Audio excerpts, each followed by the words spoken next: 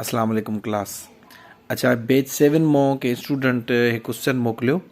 चए थो पहिरियों स्टेटमेंट खे सम्झो ऐं हिकिड़ी ॻाल्हि ध्यान में रखी छॾियो, परसेंटेज जा जेतिरा बि हिसाब आहिनि हे फार्मूलो जीअं लिखी करे तावीज़ ॿधी छॾिबो आहे न, पाण वटि लिखी करे ॿधी छॾियो। Percentage is equal to part upon total into 100। ठीकु आहे। हाणे इन मां जेको 100 आहे इहो नंबर आहे। परसेंटेज इहो बि वेरिएबल आहे, अलजेब्रा में तव्हां पढ़ी आया हूंदो, यानी वेरिएबल में मुराद आहे हिन जी का वैल्यू ईंदी 30 40 8 जेको बि, हे बि वेरिएबल आहे, हे बि वेरिएबल आहे, हे टई वेरिएबल आहिनि, हे नंबर आहे। हाणे टे वेरिएबल आहिनि त असां फाइंड नथा करे सघूं। Find the value of x में असां पढ़ी आहियूं हिकिड़ो वेरिएबल हुजे, जीअं मिसाल पी फाइंड करणो हूंदो न त हे बि असांखे मिलियल हूंदो, हे बि मिलियल हूंदो। मिलियल में मुराद आहे हिननि जी वैल्यू मिलियल हूंदी नंबर जी सूरत में। जॾहिं हिते बि नंबर अची वेंदो, मिसाल 40 50 60 जेको बि, हिते बि को 80 50 90 92 जेको बि आयो हिते, त पोइ टे थी वेंदा नंबर, बाक़ी हिकिड़ो छा बचंदो वेरिएबल। पोइ असां फार्मूले खे कंदासीं रीअरेंज, यानी हिन सभिनि खे हेॾे शिफ्ट कंदासीं। ठीकु आहे। हिनखे हेॾे वंड में आहे, हेॾे अची टी ज़रब में थी वेंदो, ऐं 100 ज़रब में आहे इहो हेॾे अची छा थी वेंदो वंड। फार्मूले खे चइबो आहे रीअरेंज। त पोइ बाक़ी हेॾो छा बचंदो, सिर्फ़ु पी बचंदो। Find the value of x, x में मुराद आहे ए बी, फाइंड हिते छा आहे, find the value of P आहे। ठीकु आहे। सो सिर्फ़ु फार्मूले खे तव्हां रीअरेंज कंदो, सॼा जा सॼा तव्हांजा परसेंटेज जा जेके बि हुजनि, डिस्काउंट जा, प्रीमियम जा, मार्कअप जा, ट्रिकी क्वेश्चन, परसेंटेज जो क्वेश्चन जेको आहे उहो हिन ते हल थींदो, सवाइ हिकिड़े जे। हिकिड़ो हूंदो आहे इंक्लूसिव ऑफ टैक्स, उहो जेकॾहिं तव्हां बैच 7 में शायदि न पढ़ियो हूंदो, बैच 6 में बि न पढ़ियो हूंदो आहे। बैच 7 में त कंफर्म न पढ़ियो अथव, बैच 6 में न पढ़ियो अथव त मूंखे रिमाइंड करायो त पढ़ाए वठां।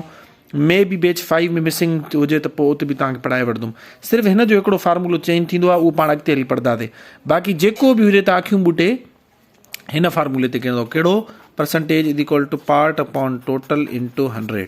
सिर्फ़ु स्टेटमेंट खे सम्झणो हूंदो आहे। हाणे अचो त स्टेटमेंट खे सम्झूं था। चए थो इन एन एग्ज़ामिनेशन 93% स्टूडेंट पास। ठीकु आहे। 93%, यानी कि 93% पर माना फी सेंट माना 100, यानी हर 100 मंझो केतिरा 93, यानी कि हर 100 मंझो 93 स्टूडेंट पास थियनि पिया। त इन जो मतिलबु आहे 100 मंझो बाक़ी केतिरा फेल थियनि पिया, 7 स्टूडेंट फेल थियनि पिया, या 7% स्टूडेंट फेल थियनि पिया। ठीकु आहे। हिकिड़ो पॉइंट इहो। अच्छा, उहो फेल जेके थिया उनजो तइदादु केतिरो आहे, उनजो नंबर केतिरो आहे, उनजो तइदादु आहे 259। सो असां हिते हिनखे तव्हांखे सम्झाइण जे लाइ मां हिते ड्रा कयां थो, पोइ तव्हांखे आसानी सां सम्झ में अची वेंदो। हे टोटल स्टूडेंट्स आहिनि हितां खां वठी हेसि ताईं। ठीकु आहे। हाणे इन मंझो चए थो त हे 93% जेके आहिनि इहे पास थिया आहिनि, त ज़ाहिरी ॻाल्हि आहे फेल घणा परसेंट थिया आहिनि, चवंदासीं 7%। ईअं ई आहे न। हे टोटल हितां खां वठी हेसि ताईं 100% आहिनि, 100 टोटल स्टूडेंट्स आहिनि। इन मंझो 93% फेल पास थिया आहिनि, हे छा आहिनि पास, ऐं हे छा थिया आहिनि फेल थिया आहिनि। ठीकु आहे। हाणे जेको फेल थिया आहिनि 7%, यानी हर 100 मंझो 7 स्टूडेंट, उन्हनि जो तइदादु बि ॿुधाए छॾियो अथऊं, त उन्हनि जो तइदादु जेको आहे सो उहो घणो आहे 259 आहे। यानी कि 259 जेके आहिनि उहे फेल थिया आहिनि। पर जेके टोटल स्टूडेंट हुआ उहे ज़ाहिरी ॻाल्हि आहे 1000 1500 2000 एतिरा हूंदा। इन करे उनजो जेको सिर्फ़ु 7% बीठो उहो हे बीठो, तइदादु हे ॿुधायल आहे, परसेंटेज हे ॿुधायल आहे। हाणे असां यूज़ कंदासीं फार्मूलो, percentage is equal to part upon total into 100। सोची पिया त बंदा अॻियां ट्रेन निकिरी वेंदो, सोचींदे सभिनि खां पहिरियों फार्मूलो लिखंदा कयो, तव्हांजो अधु मसलो हल थी वेंदो। हाणे जॾहिं फार्मूलो लिखी वियो न, हाणे जेका जेका शइ मिलियल आहे उहो पुट कंदा वञो।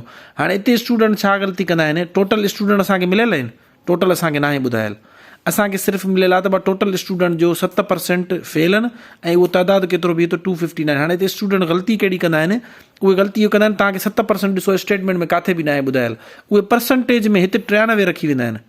जेकॾहिं तव्हां पार्ट में, यानी कि टोटल त असांखे फाइंड करिणो आहे न, पार्ट ज़ाहिरी ॻाल्हि आहे असांखे मिलियल आहे कहिड़ो 259। पार्ट जो मतिलबु आहे टोटल स्टूडेंट जेके आहिनि जेतिरा बि आहिनि 1000 1200 1500, उन मंझो 259, यानी कि थुले लिखे चऊं 260 स्टूडेंट जेके आहिनि फेल थिया आहिनि।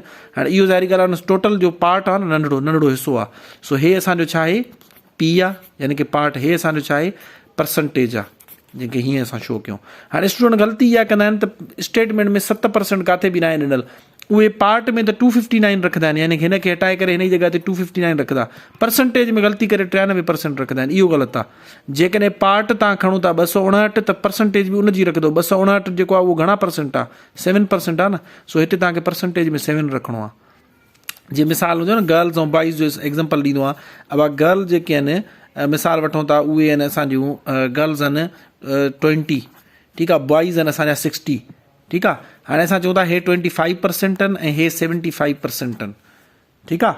यानी कि टोटल स्टूडेंट 80 आहिनि जंहिं मुंहिंजो जेके आहिनि 60 जेके आहिनि छोकिरा आहिनि 20 छोकिरियूं आहिनि। हाणे जेकॾहिं असां परसेंटेज में गर्ल्स जी परसेंटेज खणंदासीं 25 त नंबर बि हे खणंदासीं, जेकॾहिं बॉइज़ जी परसेंटेज खणंदासीं पोइ नंबर बि हे खणंदासीं। हाणे हिननि छा कयो आहे, तव्हांखे ॾिनो अथव 93%। स्टूडेंट छा कंदा आहिनि, परसेंटेज में 93% रखंदा आहिनि। इहो उन्हनि तव्हांखे ट्रिक ॾिनी आहे त भाउ 90% स्टूडेंट छा थियो पढ़ो, 93% स्टूडेंट्स पास्ड, पर जेका हे फेल ॾिनल आहे इहे छा जेको 259 ॾिनल आहिनि इहे वरी फेल आहिनि। त ज़ाहिरी ॻाल्हि आहे त हे त जेको आहे उन पास वारनि में नथा अचनि न, त हे घणो थी वेंदो, हे 7% थी वेंदो। इहो छाजे करे असां हिन मूं अज़्यूम कयोसीं। हे असांखे ईअं सम्झो त इनडायरेक्ट वे में असांखे ट्रिक ॾिनी हुयो या हिंट ॾिनी हुयो त 93% पास आहिनि त फेल घणा थी वेंदा, अंडरस्टूड आहे 7%। सो असां हाणे हे 2 फिगर खणंदासीं, हे असांजो थी वेंदो P ऐं हे असांजो छा थी वेंदो, परसेंटेज थी वेंदी। सो हाणे अचो त फार्मूलो अप्लाई कयूं था। हे तव्हांखे कॉन्सेप्ट क्लियर कयां पियो या सम्झायां पियो। Percentage is equal to part upon total into 100। हाणे जेका तव्हांखे वैल्यू मिलियल आहे पुट कंदा वञो, ठीकु आहे। परसेंटेज घणी रखंदो, अगेन तव्हांखे ॿुधायां थो 7। कीअं, छो जो असां 93% त पास थी आहे न, उहो त ईअं सम्झो पास थी घर लाइ विया। फेल घणा परसेंट थिया, 7% थिया, छो जो हिते असां पार्ट में 259 रखूं था जेके फेल थिया आहिनि, त हिते बि असां फेल जो परसेंटेज रखंदासीं। अच्छा, टोटल असांखे फाइंड करिणो आहे, मल्टीप्लाइड बाय 100। पार्ट घणो आहे, यानी कि टोटल जो जेको हिसो आहे नंढड़ो जेके फेल थिया आहिनि उहे घणा आहिनि, 259। हाणे तव्हां ॾिसी सघो था पिया त हे बि नंबर, हे बि नंबर, हे बि नंबर, सिर्फ़ु वेरिएबल कहिड़ो बचियो, T बचियो। पर शर्त इहो आहे त इहो हेठि न हुजे, यानी कि तव्हांखे अणपूर में पढ़ायो न P अपॉन Q, हे अंश हूंदो आहे छेद, छेद में न हुजे जेको फाइंड करिणो आहे उनखे मथे खणी वेंदो। सो असां हिनखे मथे खणी वञण जे लाइ हेॾे खणी वेंदासीं, हिते वंड में आहे, जेको हेठों लिखियलु हूंदो आहे वंड में हूंदो आहे, इहो हेॾे अची T छा में थी वेंदो, मल्टीप्लाई में थी वेंदो, हितां T रही वेंदो। हाणे असांजी जेको आहे इक्वेशन कुझु हीअं थी वेंदी, T इंटू 7 259 मल्टीप्लाइड बाय 100। हाणे छो जो करे असांखे T फाइंड करिणो आहे त इन करे T असां हेॾो रखंदासीं, बाक़ी सभु नंबर होॾो शिफ्ट कंदासीं। जेको 7 जे मल्टीप्लाई में इहो होॾे वञी डिवाइड थी वेंदो। सो T इज इक्वल टू 259 साॻो, 10 बि साॻो, डिवाइडेड बाय 7। ठीकु आहे। हाणे 7 जो खोड़ो पाण हिननि ते पढ़ी ॾिसूं था पिया, 1 7 2 7 14 3 7 21 3 7 21। 7 जो खोड़ो हिन ते हिकु दफ़ो, हिन ते 3 दफ़ा वेंदो, 3 7 21, घणा बची पवंदा 4, बाक़ी त बचंदो 49। 49 ते 7 जो खोड़ो घणा दफ़ा वेंदो, 7 दफ़ा। सो कटे सटे वेंदो 37 दफ़ा, 37 × 10। ठीकु आहे। 7 खे असां 259 सां सिम्पलीफाई कयोसीं। हाणे ज़ाहिरी ॻाल्हि आहे हिनखे जॾहिं हिन सां मल्टीप्लाई कंदो त हिकु हिन सां मल्टीप्लाई थींदो, 37 ऐं 0 अची वेंदुसि, 370। सो टोटल स्टूडेंट हुया 3700 आहे न, हे मल्टीप्लाइड बाय 100 आहे, मां बोलां थो, हे टोटल स्टूडेंट हुया 3700। ठीकु आहे। हाणे हिकिड़ो स्कूल आहे उन में टोटल स्टूडेंट हुया 3700, जंहिं मुंहिंजो चए थो त असांखे 93% फेल आहिनि। हाणे परसेंटेज ॿुधायो थो, माना हर 100 मुंहिंजो 93 जेको आहे सॉरी पास थियनि पिया। फेल जेके आहिनि सो उहो 7% थियनि पिया। हे काॾो अची वियो, साहेड़ी ॻाल्हि आहे, 100 मां 93 पास थियनि पिया त 7 फेल थींदा। ठीकु आहे। ऐं उन्हनि जो नंबर केतिरो हुयो, हाणे हे त हुया 100 मञो 7, 337 मां 3700 मञो या 3700 मञो घणा थींदा, 259। त हाणे तव्हां 3700 मां जेकॾहिं मिसाल त वठो, हाणे हिते वरी क्वेश्चन जी नीड सम्झबी आहे त तव्हांखे चयल छा आहे त टोटल नंबर ऑफ स्टूडेंट्स ॻोल्हियो, त तव्हां 3700 खे टिक कंदो।